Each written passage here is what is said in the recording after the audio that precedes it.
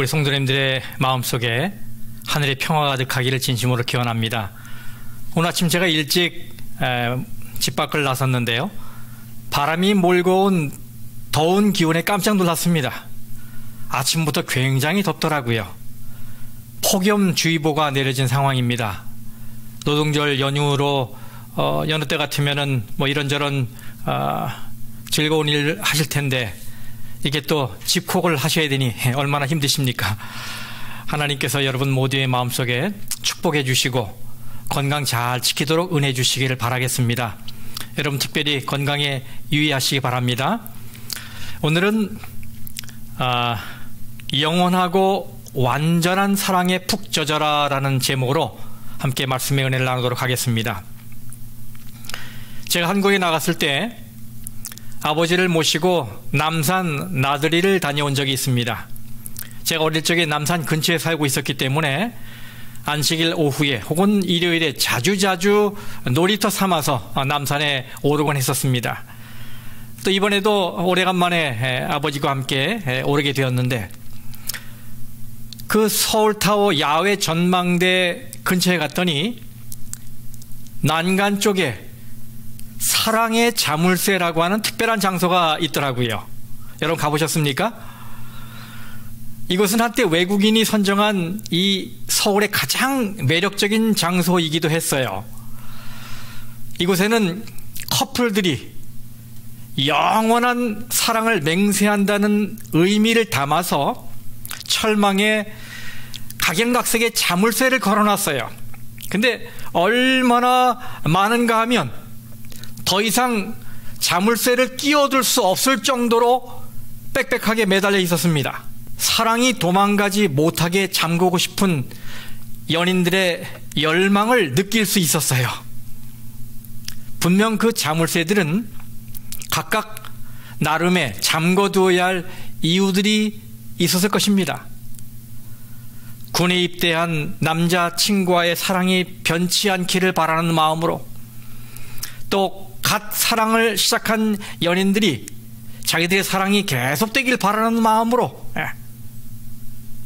그렇게 사랑이 영원하길 바라는 그 열망을 가지고 자물쇠를 걸어놨을 거예요. 그런데 겉으로 볼 때는 좋은 이미지인데 그것과 다르게 그 주변을 보니까 이제는 골칫거리가 된 것 같아요. 오랜 시간이 흘러서 녹슬어버린 자물쇠, 또 손으로 만지면 녹이 묻어나오는 자물쇠, 사연을 적은 메모장은 검게 변해서 흉물이 되어 있고, 전망대 아래쪽에 보면 버려진 자물쇠들이 얼마나 많은지 자연 환경의 오염을 생각하지 않을 수 없게 됐습니다. 저는 그 모습을 보면서 과연 그 연인들은 그 자물쇠로 정말 자기들의 사랑을 잠궈놨을까? 도망가지 못하도록 잘 붙들었을까?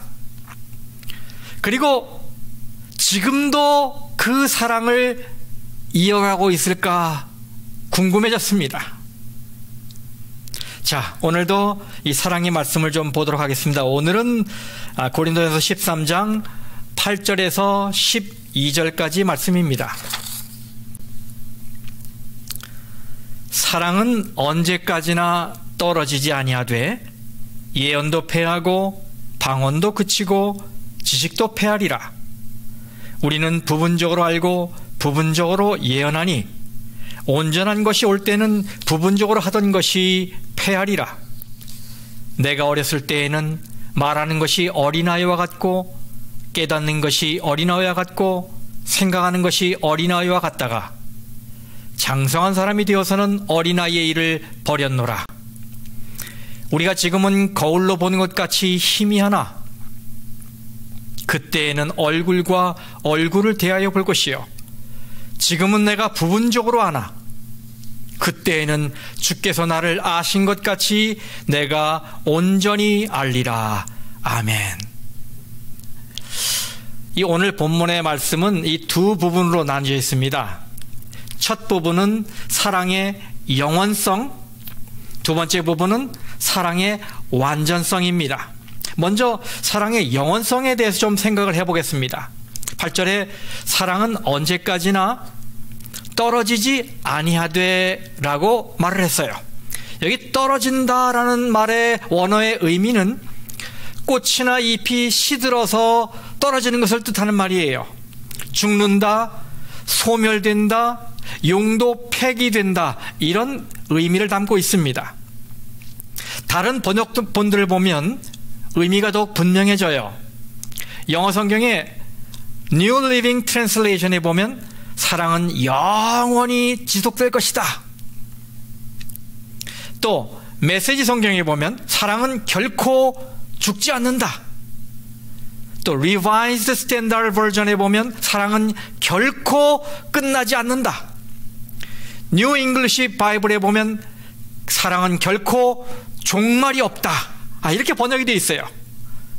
근데 가을에 열매가 익으면 떨어지지요. 그러나 사랑은 그렇게 떨어지지 않는다라는 말씀이에요.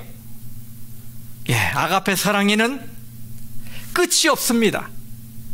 마지막이 없습니다.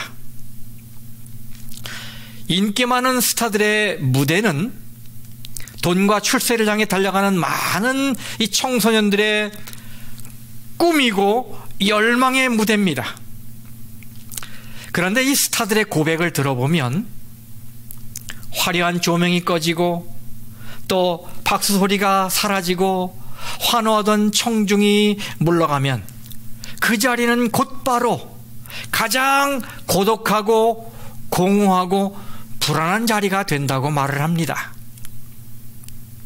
네, 우리가 이 세상에서 추구하는 모든 욕망들은 다 연예인이 서는 무대와 같다고 할 수 있습니다.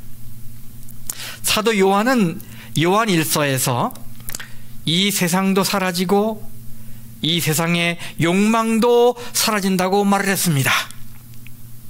그러나 아가페 사랑은 계속 남아 있습니다. 사도 바울은 고린도후서 4장 18절에서 보이는 것은 잠깐이라고 선언했습니다. 그렇습니다, 여러분. 저 고대 바벨론의 그 신비로운 정원들은 다 사라졌습니다. 그리스의 휘황찬란한 신전들도 다 사라졌습니다. 애굽의 미녀도 사라졌고 대영 제국의 기사들도 사라졌고 일본의 사무라이들도 다 사라졌습니다. 이런 중국의 그 고고했던 황제들은 지금 어디가 있습니까? 이 미국 땅 개척 시에 휘파람을 불며 바람을 타고 다녔던 날쌘 총잡이들은 어디 있습니까? 네, 잠깐 등장했다가 다 사라졌어요. 그러나 아가페 사랑은 영원합니다. 나라의 운명에는 한계가 있지만 하나님의 아가페 사랑은 한계가 없습니다. 왕관은 일시적이지만 하나님의 이 아가페 사랑은 영원합니다. 돈은 바닥나지만 하나님의 아가페 사랑은 바닥을 보인 적이 없습니다. 그러면 여러분, 아가페 사랑은 어떻게 이렇게 영원한 걸까요? 이유가 있지요. 바로 하나님이 사랑이시기 때문입니다. 이 온 우주에는 하나님의 사랑이 가득 차 있어요.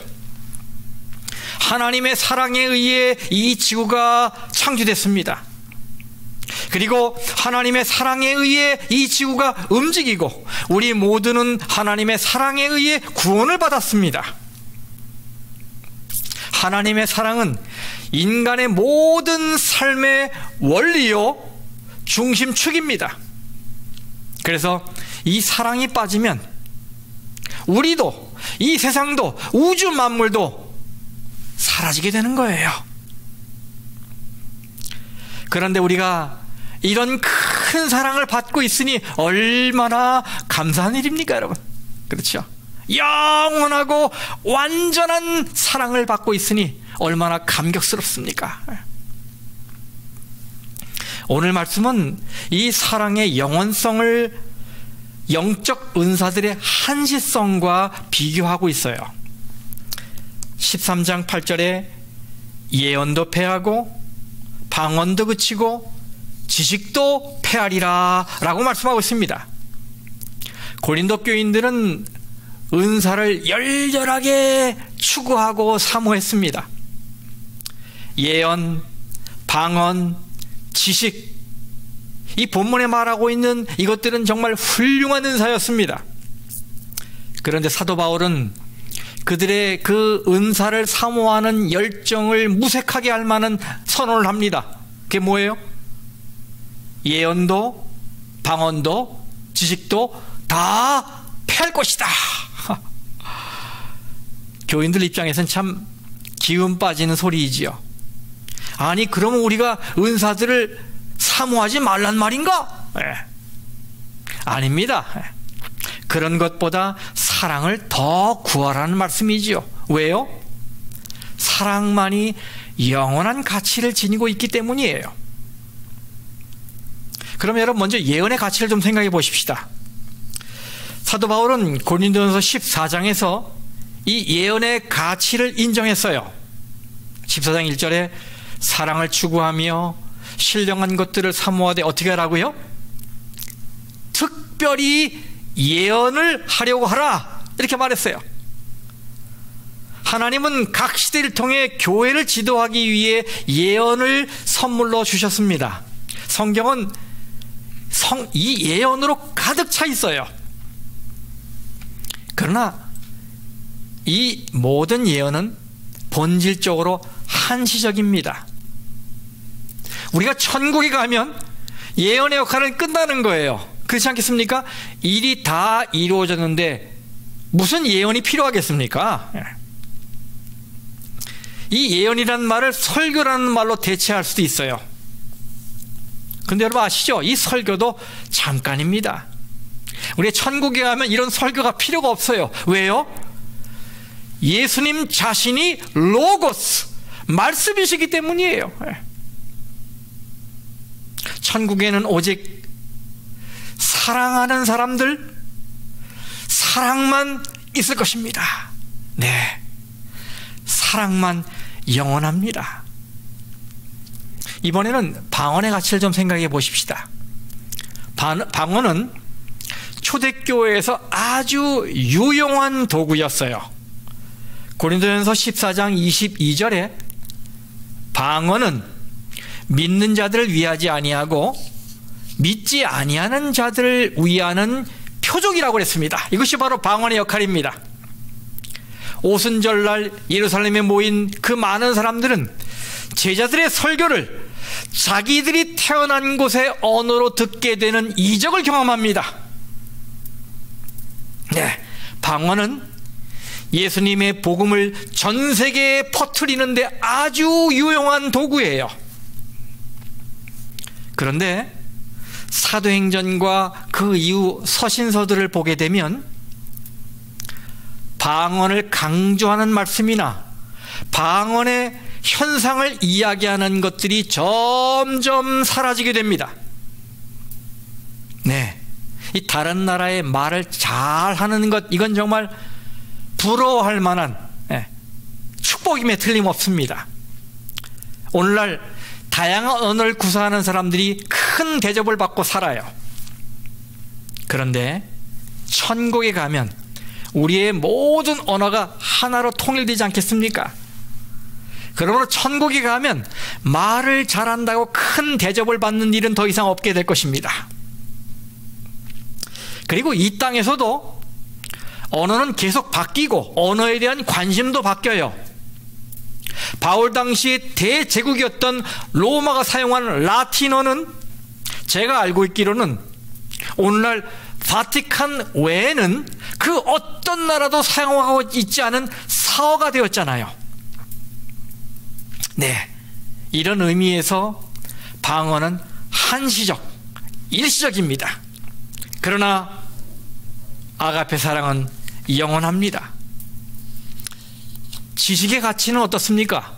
네, 지식도 마찬가지로 한시적이에요. 우리 재림교회 주석에 보면 여기 나오는 이 지식은 일반적인 지식을 말하는 것이 아니라 다른 사람들에게 진리를 논리적으로 설명할 수 있는 이 지식의 은사를 가리키는 것으로 주석되어 있어요. 하나님은 인간의 성숙과 역사의 발전에 발맞춰서 점점 더 깊고 온전한 지식을 제시하십니다. 이것을 신학 용어로는 Progressive Revelation이라고 해서 점진적 계시라고 말합니다. 점점 이 계시가 커지고 밝아지는 걸 의미해요. 옛 지식은 새 지식을 준비하는 과정으로서의 의미를 지니고 있을 뿐 새로운 시대를 위한 판단의 기준은 더 이상 되지 못합니다. 시간이 지나면 옛 지식은 작아지고 사라지고 그 자리를 새로운 지식이 차지하게 돼요. 이렇게 지식은 한시적입니다. 그러나 아가페 사랑은 영원합니다. 사도 바울은 그 다음 말씀을 통해서 사랑의 완전성에 대해 말하고 있습니다. 9절 10절이지요. 우리는 부분적으로 알고 부분적으로 예언하니 온전한 것이 올 때에는 부분적으로 하던 것이 패하리라. 여기서 사도 바울은 예언, 방언, 지식 이 모든 것을 부분적인 것이라고 정의를 내립니다. 사실 고린도전서 8장을 보면 고린도 교인들은 자신들이 많은 것을 알고 있다고 자신들의 지식을 자랑하고 있어요. 그런데 사도 바울은 우리가 가지고 있는 아무리 총명한 지식이라도 우주에 펼쳐진 이 지식의 바다에 비하면 지극히 사소하고 부분적인 것이라고 말하고 있습니다. 그리고 온전한 것이 오면 그 부분적인 것들은 다 패하고 사라지게 될 것이다 라고 말하고 있어요. 대학에서 수학을 전공한 한 청년이 여행을 하다가 어느 산정에서 한 노인을 만나 대화를 나누게 되었습니다. 근데 어쩌다가 수학을 또 이야기하는 그 지점까지 갔어요. 이 청년이 수학을 전공했다는 말에 이 노신사가 청년은 수학을 어느 정도까지 공부했습니까? 라고 물었어요.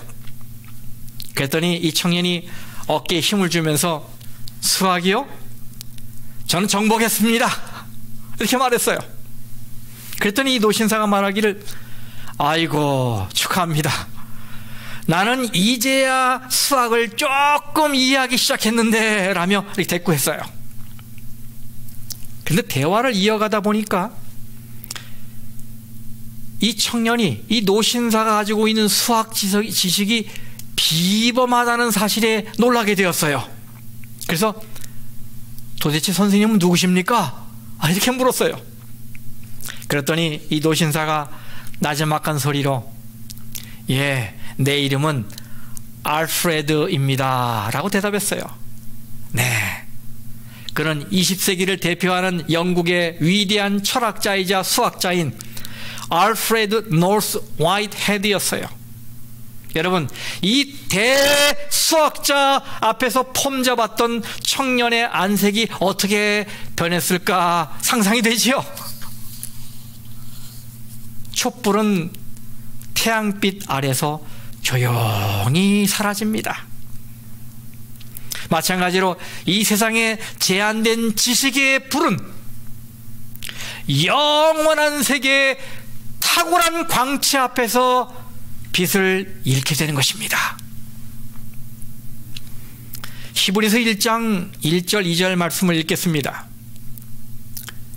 옛적의 선지자들을 통하여 여러 부분과 여러 모양으로 우리 조상들에게 말씀하신 하나님이 이 모든 날 마지막에는 아들을 통하여 우리에게 말씀하셨으니. 네, 구약시대 하나님은 선지자들에게 꿈으로 이상으로 여러 방법으로 당신 자신을 계시하셨습니다. 근데 마지막 시대에 때가 찼을 때 어느 날 독생자 예수 그리스도를 보내셔서 하나님의 모든 것, 특히 하나님의 큰 사랑, 그 영원한 사랑을 온전히 계시하셨어요. 그래서 우리는 그리스도 안에서 하나님을 더 깊게 알게 됐고, 그리스도 안에서 하나님의 온전한 구원을 체험하게 된 것이지요. 바울은 이 부분적인 것과 온전한 것의 차이를 설명하기 위해서 두 가지 예를 들고 있습니다. 이 두 가지 예는 고린도 교인들이 자랑하던 그 많은 은사들과 아가페 사랑의 차이를 설명하기 위한 것이고, 동시에 조금 더 나아가서 우리가 알고 있고 우리가 지금 베풀고 있다는 그 사랑과 재림의 날 우리 앞에 나타날 그 예수님의 진짜 사랑의 차이를 설명하는 것이기도 합니다. 이 차이를 염두에 두고 말씀을 읽어보면 좋겠습니다. 자, 먼저는 어린이와 어른의 차이입니다. 11절에 말하고 있죠. 내가 어렸을 때에는 말하는 것이 어린아이와 같고 깨닫는 것이 어린아이와 같고 생각하는 것이 어린아이와 같다가 장성한 사람이 되어서는 어린아이의 일을 버렸노라. 네, 어린아이는 어린아이의 생각이 있고 말투가 있고 행동이 있어요. 어린아이가 어린아이답게 행동하는 것은 지극히 자연스러운 일이고 당연한 일이고 또 그것은 건강한 일입니다. 그런데 이 아이가 이미 장성한 어른이 됐는데도 여전히 어린아이 티를 벗지 못한다면 이건 좀 큰일입니다. 그렇죠? 어른이 됐는데도 알아듣지 못하는 말을 하고, 어른이 됐는데도 어린아이처럼 투정을 부리고, 어린아이처럼 자기 것만 찾으려고 애를 쓴다면 이건 보통 심각한 일이 아닐 수 없습니다. 장성한 성인인데 어린아이의 티를 벗지 못하면 우리는 그 사람을 가리켜 철없다라고 말을 합니다. 그리고 유치하다고 말을 해요. 그래서 우리는 어른이 되어서는 어린이의 티를 벗어야 합니다. 그럼 여러분, 어른다운 것은 어떤 것을 말하는 것입니까? 어린이를 보면 늘 자기 중심으로 생각을 해요. 그렇죠? 그래서 이 다른 사람을 생각하고 주위를 돌보기에는 생각의 틀이 좁아요. 그래서 이 세상의 중심이 자기라고 생각합니다. 모든 것이 다 자기 뜻대로 돌아가야만 직성이 풀리는 것이 어린아이예요. 이런 어린아이의 특성을 한마디로 이야기하면 이기심이죠. 네, 이기심. 그런데 성숙하게 되면 생각의 폭이 넓어집니다. 그리고 다른 사람들의 입장을 생각하게 되고 주위 환경을 생각하게 되고 형편을 생각하게 돼요. 그리고 다른 사람이 행복해할 때 결국은 나도 행복하다는 것도 깨닫게 돼요. 그런 의미에서 어른이 된다는 것은 이기심을 극복하는 것입니다. 그런데 여러분, 아가페 사랑의 본질이 뭡니까? 바로 이기심을 극복하는 건 아니겠습니까? 아가페 사랑 설명할 때 여러분 기억나는 말씀이 뭐가 있어요? 자기의 유익을 구하지 아니하며. 자기의 유익을 구하지 아니하며. 그러면 우리는 이제 그만 유치한 유아적 단계에서 벗어나야 합니다. 나무는 꽃을 버려야 열매를 맺고 강물은 강을 버려야 바다에 이른다라는 말이 생각이 나요. 어린아이의 일을 버려야 어른이 되는 것입니다. 그러므로 성도 여러분, 이기심을 버리고 이타적인 사랑을 실천해서 신앙적으로 장성한 어른들이 되시기를 간절히 바랍니다. 예수님은 바로 이런 사랑을 몸으로 실천하신 분이시죠. 그래서 우리가 목표로 삼아야 할 대상은 바로 예수 그리스도이세요. 에베소서 4장 13절에서 15절까지 말씀을 읽겠습니다. 우리가 다 하나님의 아들을 믿는 것과 아는 일에 하나가 되어 온전한 사람을 이루어 그리스도의 장성한 분량이 충만한 데까지 이르리니, 이는 우리가 이제부터 어린아이가 되지 아니하여 오직 사랑 안에서 참된 것을 하여 범사에 누구에게까지 자랄지라? 그에게까지 자랄지라. 그는 머리니 곧 그리스도라. 아멘. 성도 여러분, 이 땅의 부분적인 것이 온전한 것으로 대체되는 그 영광의 날을 고대하면서 이 땅에서 예수님의 이타적인 사랑을 담기 위해 노력하시게 되길 바랍니다. 그 다음 바울은 거울을 보는 것과 직접 보는 것을 통해서 이 부분적인 것과 온전한 것의 차이를 설명하고 있어요. 12절 말씀입니다.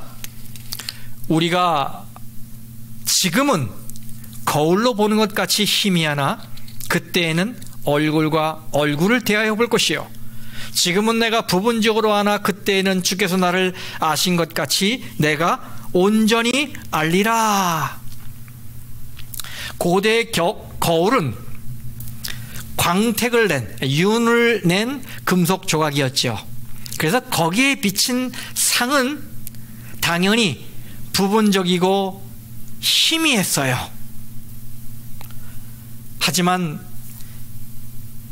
오늘날 사람들이 자랑하는 지식을 통해서 하나님을 알려고 하는 이 모든 것들은 마찬가지로 부분적이고 희미한 하나님의 형상을 보는 것에 불과합니다. 그러나 주님이 다시 오시는 날, 그 영광스러운 날에는 우리가 하나님을 온전하게 보게 될 것입니다. 또한 그 날이 되기까지 우리의 가슴에 예수님에게서 배운 그 사랑이 있을 때 하나님에 대한 지식은 점점 더 깊어지고 온전하게 밝아지게 될 것입니다. 여러분, 이 세상에서 저를 가장 많이 알고 있는 사람이 누구겠습니까? 제가 장담하건대 제 아내입니다. 여러분, 근데 제 아내가 저를 알기 위해서 심리학적으로, 과학적으로, 철학적으로 인물 연구를 했기 때문에 잘 아는 것입니까? 아니에요. 저를 잘 아는 이유는 저를 사랑하기 때문이에요. 저는 저를 사랑하는 제 아내에게 저 자신을 다 공개했습니다. 네, 본래 사랑하지 않는 대상에게는 본능적으로 자기를 숨겨요. 하지만 진정으로 사랑하는 자 앞에서는 가면을 벗습니다. 성도 여러분, 하나님을 알고 싶으십니까? 하나님을 사랑하시기 바랍니다. 그러면 하나님이 여러분에게 당신 자신을 잘 계시하실 거예요. 예수님이 이렇게 말씀하셨어요. 요한복음 14장 21절에 나의 계명을 지키는 자라야 나를 사랑하는 자니 나를 사랑하는 자는 내 아버지께 사랑을 받을 것이요 나도 그를 사랑하여 그에게 나를 나타내리라. 네, 주님을 진정으로 사랑하는 자는 주님을 깊이 알게 될 것입니다. 물론 온전히 보고 온전히 알게 되는 것은 영광의 그날이 되겠지만은 우리는 그 전이라도 주님과 깊은 관계 속에서 주님을 더 깊게 잘 알게 될 거예요. 왜? 우리가 주님을 사랑하면 주님이 당신 자신을 우리에게 잘 나타내실 것이기 때문에. 그럼 성도 여러분들이시여, 이런 주님과의 사랑의 관계를 점점 넓혀가시게 되기를 간절히 바랍니다. 주님을 제대로 경험하고 또 주님의 사랑을 깊게 맛보시길 바랍니다. 그래야만, 오직 그래야만 우리 속에 진정한 사랑이 싹트고 진정한 사랑을 시작할 수 있기 때문입니다. 그러므로 여러분들이시여, 매일 십자가 앞에 서십시오. 우리가 진정한 사랑을 배울 수 있는 곳은 바로 십자가 앞입니다. 바로 그 자리에서 사랑 그 자체이신 예수님을 느끼십시오. 바로 그 자리에서 사랑의 지성소인 예수님의 깊은 가슴을 느껴보십시오. 바로 그 자리에서 예수님의 사랑의 맥박을 느껴보십시오. 거기에서 무엇 때문에 나를 그렇게 사랑하셨는지 고민해 보십시오. 바로 그 자리에서 무엇 때문에 그 영원하고 온전한 사랑을 나에게 주셨는지 명상해 보십시오. 왜 예수님은 나에게 그런 영원하고 완전한 사랑을 주신 것입니까? 내가 착해서입니까? 내가 사람들에게 친절을 베풀어서입니까? 내가 다른 사람들에게는 없는 큰 믿음을 가졌기 때문입니까? 아닙니다. 여기 찰스 웨슬리의 말을 여러분 들어보십시오. 하나님은 우리를 사랑하셨습니다. 하나님은 우리를 사랑하셨습니다. 왜냐하면 사랑하기로 하셨기 때문입니다. 네, 하나님의 사랑에는 이유가 없습니다. 그저 속에서 우러나오는 자발적인 사랑입니다. 이것을 사도 요한은 이렇게 표현을 했어요. 요한 1서 4장 10절에 사랑은 여기 있으니 우리가 하나님을 사랑한 것이 아니요 어떻게 했다고요? 하나님이 우리를 사랑하사. 아멘. 여러분 이제 안심이 되십니까? 하나님의 사랑은 우리의 사랑에 좌우되지 않습니다. 우리의 형편에 상관없이 하나님은 우리를 사랑하기로 작정하셨기 때문에 사랑하시는 것입니다.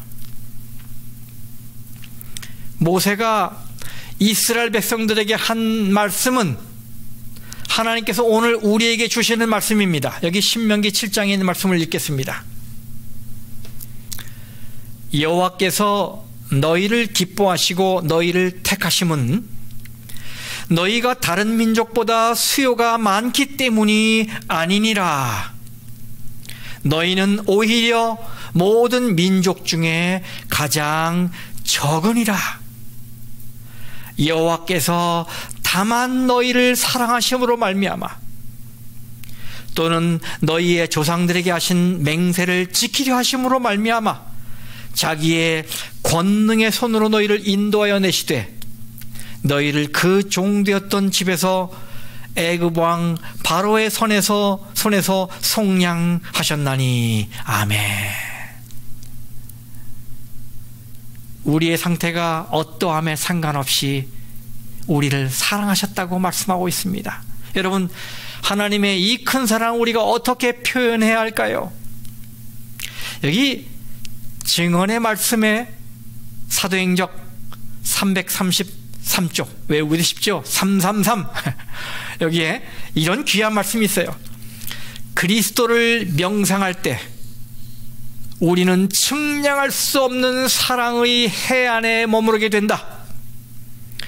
우리는 이 사랑을 말하려고 노력하나 표현할 말이 어떻게 해요? 없다.